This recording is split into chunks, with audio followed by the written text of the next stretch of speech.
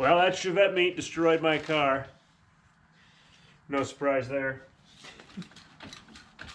But, like always, we'll fix it and make it better, right? Let me explain what happened. Alright, so while I was on the Chevette meet out in Niagara Falls, noticed what the issue is with this car. I'm a little ashamed it took so long to figure out exactly what was going on, but now it all makes perfect sense, of course.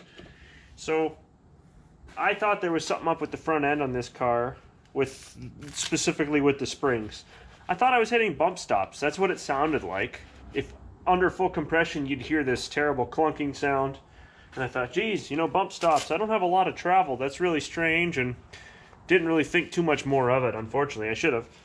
But what it turned out to be is this car has had the wrong shocks on it since I put it together. So when I ordered all my parts to rebuild this car, the shocks that I was given were I got 4 shocks, right, all around, but they were both different part numbers.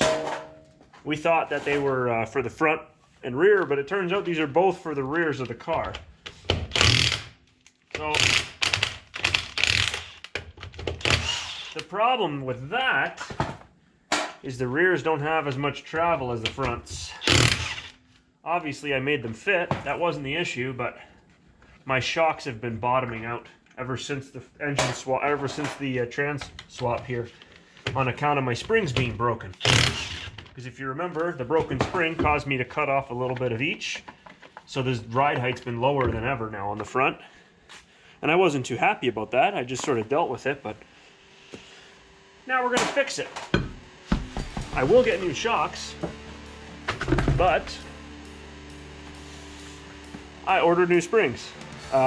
Because of availability, these are for automatic 4-door with AC and power steering, so they're a lot heavier rate, which means I will have to trim some of them off to get them to sit normal. Otherwise, the front end of this car is going to be right up in the air, but it's the long-term solution to this.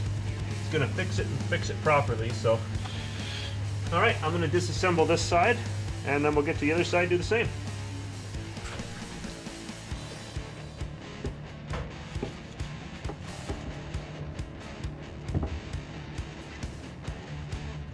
Just taking the pin out of the castle nut. It's a 17 or an 18.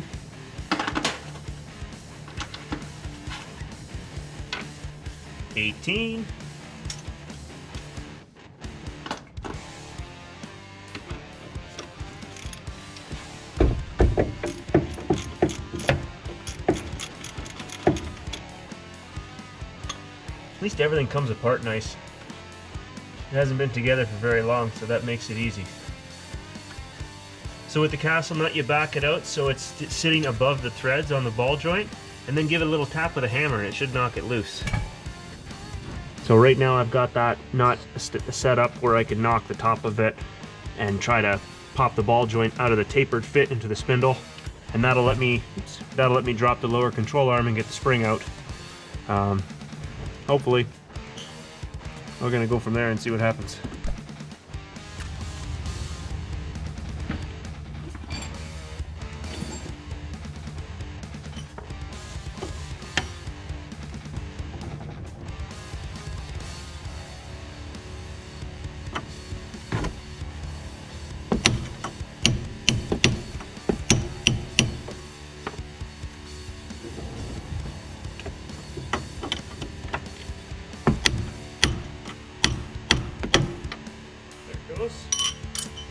Now we do the same on the other side.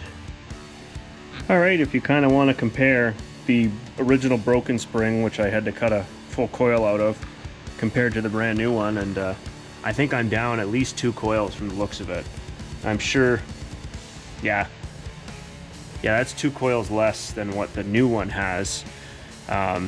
So it should push the ride height up quite a bit, even if I only took off 1 coil, but we're going to see here, because if you look the way these springs are set up, this section here has a little more wrap on the first couple coils, like they're they're in tighter, they're in a tighter little spec there than what the bottom end is. So that's the spot that goes up inside the pocket, and then the bottom end is what actually seats in the lower control arm, because that's got kind of a built-in area to receive the end of that spring. So if I'm going to cut anything off, it's going to come off the bottom on the control end side.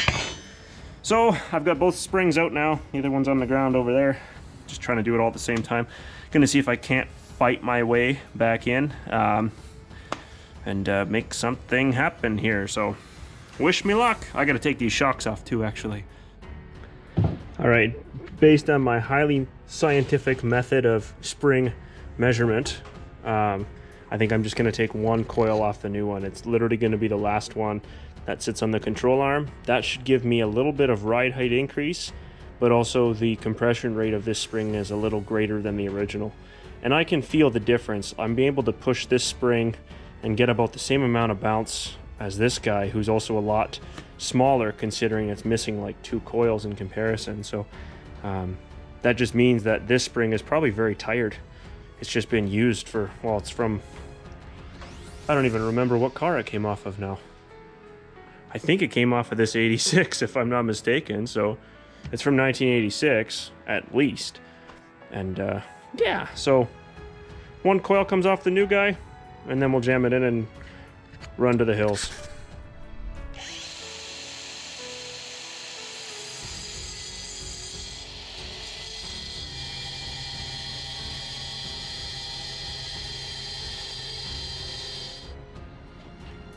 Alright, I got one itty bitty coil cut off of each spring.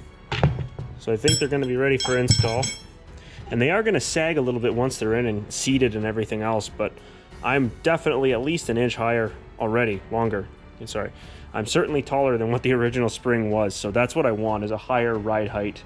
These should be a little stiffer spring rate too, so they'll take some time to settle, but we're going to pop these in now and see how it looks. And that's probably going to be that for a while. Might be a little high in the nose, but I'm sure with a little bit of driving, maybe after 1,000 clicks or something, it might drop into where it should be. So let's see if I can't ram jam these guys away now.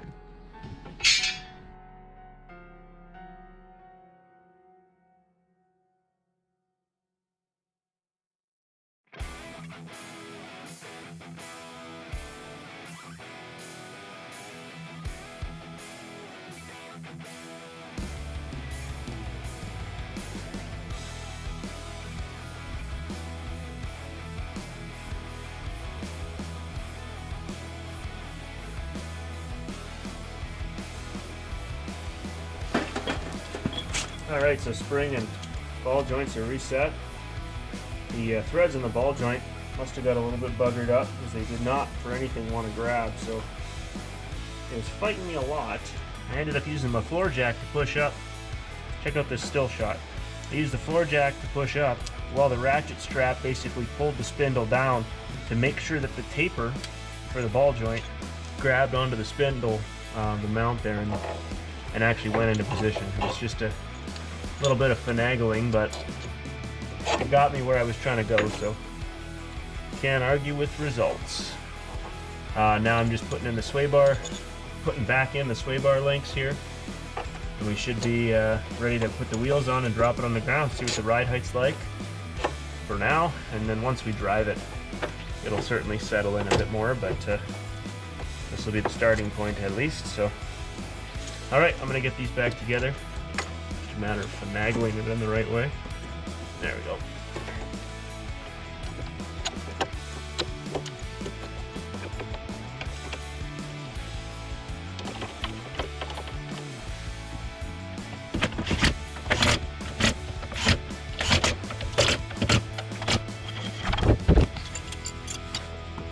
Alright, the wheels are back on and torqued, and now we drop it on the ground and see what the ride height is. Mind you, it needs to go for a drive and settle, but let's have a look. I'll at least jump on the bumper to get it started.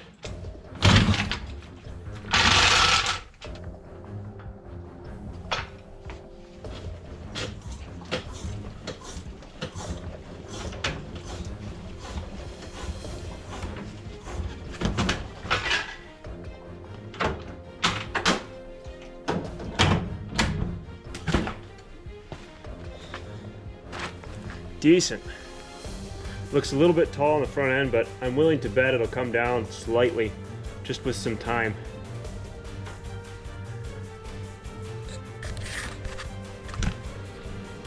Doesn't look bad, it looks healthy. It looks a lot healthier than it did. A realistic looking ride height. Not too far off from the back. Alright, once I take it out for a spin, we'll get those springs to properly drop and seat, and we should be in a happier place.